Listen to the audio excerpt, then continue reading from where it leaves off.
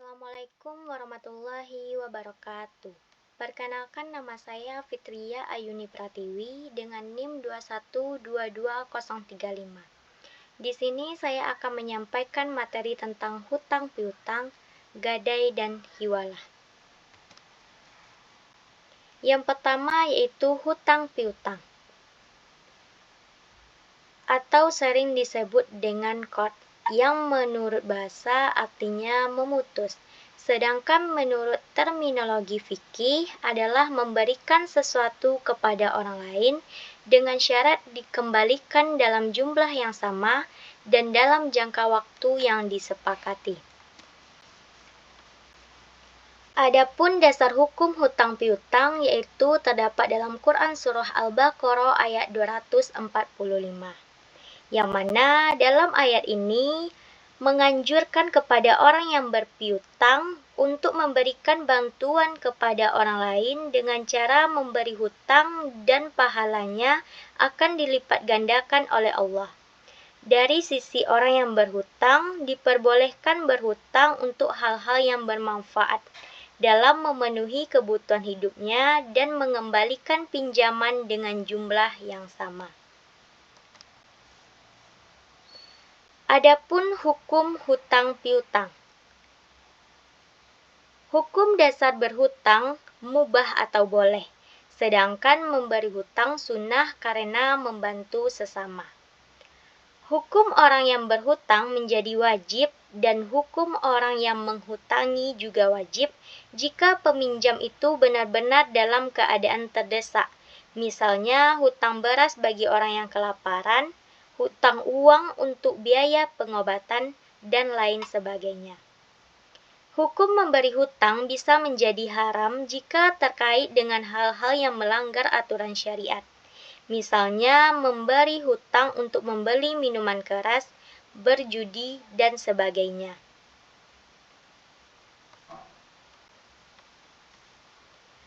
Rukun dan syarat hutang piutang. Yang pertama, dua orang yang berakad. Syaratnya, pemberi hutang antara lain ahli tabaruk, orang yang berbuat kebaikan, yakni merdeka, balik, berakal sehat, dan rasyid, pandai serta dapat membedakan yang baik dan yang buruk. Syarat orang yang berhutang termasuk kategori orang yang mempunyai ahliyah al-mu'amalah, kelayakan melakukan transaksi, yakni merdeka, balik, dan berakal sehat. 2. Harta yang dihutangkan. Harta yang dihutangkan berupa harta yang ada padanannya, seperti uang, barang-barang yang ditakar, ditimbang, atau dihitung. Harta yang dihutangkan diketahui kadar dan sifatnya. Yang ketiga, sigat ijab qabul. Ucapan antara dua pihak yang memberi hutang dan orang yang berhutang. Ucapan ijab misalnya, saya menghutangimu atau memberimu hutang. Dan ucapan qabul misalnya, saya menerima atau saya ridho, dan sebagainya. Ketentuan hutang piutang. 1. Hutang piutang sangat dianjurkan untuk ditulis dan dipersaksikan walaupun tidak wajib. 2. Pemberi hutang tidak boleh mengambil keuntungan atau manfaat dari orang yang berhutang. Jika hal ini terjadi, maka termasuk kategori riba dan haram hukumnya. 3. Melunasi hutang dengan cara yang baik dan tidak menyakitkan. 4. Berhutang dengan niat dan akan melunasinya. 5. Tidak berhutang kecuali dalam keadaan darurat atau mendesak. Maksudnya, kondisi yang tidak mungkin lagi baginya mencari jalan selain berhutang, sementara keadaan sangat terdesak. 6. Jika terjadi keterlambatan karena kesulitan keuangan, hendaklah orang yang berhutang memberitahukan kepada orang yang memberikan hutang. Karena hal ini termasuk bagian dari menunaikan hak orang yang memberikan hutang. Jangan berdiam diri atau lari dari si pemberi hutang, karena akan memperparah keadaan. dan merubah tujuan menghutangkan yang awalnya sebagai wujud kasih sayang berubah menjadi permusuhan dan perpecahan. 7. Segera melunasi hutang. Orang yang berhutang hendaknya berusaha melunasi hutangnya sesegera mungkin, tak kala ia telah memiliki kemampuan untuk mengembalikan hutangnya itu. Sebab orang yang menunda-nunda pelunasan hutang, padahal ia telah mampu, maka ia tergolong orang yang berbuat zalim. 8. Memberikan tenggang waktu kepada orang yang sedang kesulitan dalam melunasi hutangnya setelah jatuh tempo. Selanjutnya yaitu tentang gadai. Dalam bahasa Arab, gadai adalah arahad, yang secara etimologis berarti subut, tetap, dan dawan atau terus-menerus. Adapun secara terminologi adalah menjaga harta sebagai jaminan hutang. Jika hutang tidak dibayar, barang jaminan bisa dijual untuk melunasi hutang. Hukum asal gadai adalah mubah atau diperbolehkan.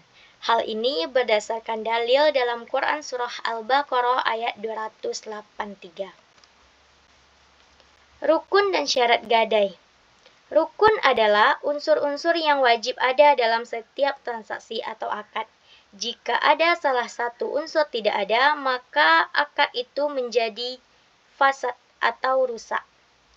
Rukun gadai ada 4, yaitu 2 orang yang melakukan akad gadai atau al-akidan, barang yang digadaikan al-marhun, hutang al-marhun bih, sigot ijab dan qabul. Jika semua ketentuan tadi terpenuhi sesuai dengan ketentuan syariah dan dilakukan oleh orang yang layak melakukan atau tindakan membelanjakan harta, maka akad gadai tersebut sah. Syarat-syarat gadai. Yang pertama, syarat 2 pihak yang berakad, yaitu balik, berakal, dan rusyid, memiliki kemampuan mengatur dan mampu membedakan antara baik dan buruk. 2. Syarat barang gadai atau almarhun. Ada 3. Bernilai, bisa menutupi hutang, milik sah penggadai, serta jelas ukuran, jenis, dan sifatnya.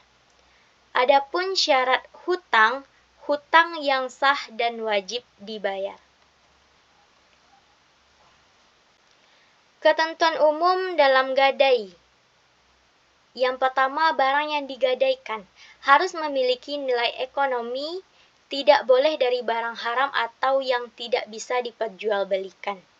2. Barang gadai adalah amanah, hanya sebagai jaminan, bukan bagian wajib dari hutang, serta dikembalikan setelah hutang lunas. 3. Barang gadai dipegang pemberi hutang atau ditahan selama masa perjanjian. Selanjutnya yaitu hiwalah. Hiwalah secara bahasa artinya pindah. Sedangkan menurut syara adalah memindahkan hak dari tanggungan muhil orang yang berhutang kepada muhal alaih yang menerima hiwalah. Dasar hukumnya yaitu dalam Quran Surah Al-Baqarah ayat 282. Yang mana ayat tersebut menerangkan bahwa dalam hutang piutang atau transaksi yang tidak kontan, hendaklah dituliskan sehingga ketika ada perselisihan maka dapat dibuktikan. Dalam kegiatan ini pula diwajibkan ada 2 orang saksi yang adil dan tidak merugikan pihak manapun. Saksi ini adalah orang yang menyaksikan proses hutang piutang secara langsung sejak awal akad. Adapun rukun hiwalah, ada 5.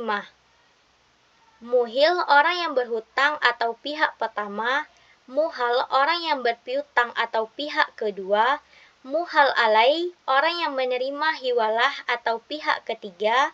Muhal bih, hutang. Sigot ijab qabul atau ijab dari muhil dan qabul dari muhal. Syarat hiwalah. Muhil pihak pertama, balik dan berakal, serta dalam keadaan ridho, tidak dipaksa. Jika muhil dipaksa untuk melakukan hiwalah, maka tidak sah. 2. Muhal pihak kedua, balik dan berakal, serta ada persetujuan dari muhal terhadap muhil yang melakukan hiwalah.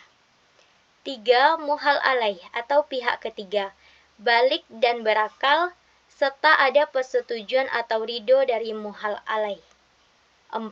Hutang yang dialihkan, yang mana sesuatu yang dialihkan itu adalah sesuatu yang sudah dalam bentuk hutang piutang yang pasti dan sama dalam jumlah serta kualitasnya. Yang mana dalam mazhab Syafi'i juga menambahkan bahwa kedua hutang itu harus sama pada waktu jatuh temponya. Jika tidak sama, maka tidak sah akad hiwalah. Adapun jenis hiwalah, yang pertama ditinjau dari segi objek akad dibagi menjadi dua. Ada hiwalah al-haq dan hiwalah ad-dain. Hiwalah al-haq adalah pemindahan hak menuntut hutang. Contohnya, A meminjamkan uang sebesar 1 juta kepada B. B memiliki piutang sebesar 1 juta kepada C, sehingga A setuju untuk mengambil pembayaran langsung dari C, bukan dari B. Yang artinya, hak menuntut hutang B kepada C dipindahkan kepada A. Yang kedua, hiwalah ad-dain, pemindahan kewajiban membayar hutang. Contohnya, A berhutang sebesar 1 juta kepada B. A meminta C untuk melunasi hutang tersebut kepada B. B menyetujui peralihan hutang ini, yang artinya kewajiban membayar hutang A kepada B dipindahkan kepada C. Yang kedua yaitu ditinjau dari segi akad, dibagi menjadi dua, hiwalah al-muqayyadah dan hiwalah al-mutlaqah. Hiwalah al-muqayyadah atau pemindahan bersyarat, yang mana pemindahan piutang dengan syarat sebagai ganti pembayaran hutang. Contohnya, A berpiutang kepada B sebesar 1 juta, B berpiutang kepada C sebesar 1 juta. Kemudian B mengalihkan hak menuntut piutang dari C kepada A, sehingga A dapat menagih piutang dari C. Hiwalah al-mutlaqah atau pemindahan mutlak, pemindahan hutang tanpa bersyarat. Contohnya, A berhutang kepada B sebesar 1 juta. A mengalihkan hutangnya kepada C sehingga C yang wajib membayar hutang kepada B. Sekian materi yang dapat saya sampaikan. Saya akhiri dengan Assalamualaikum warahmatullahi wabarakatuh.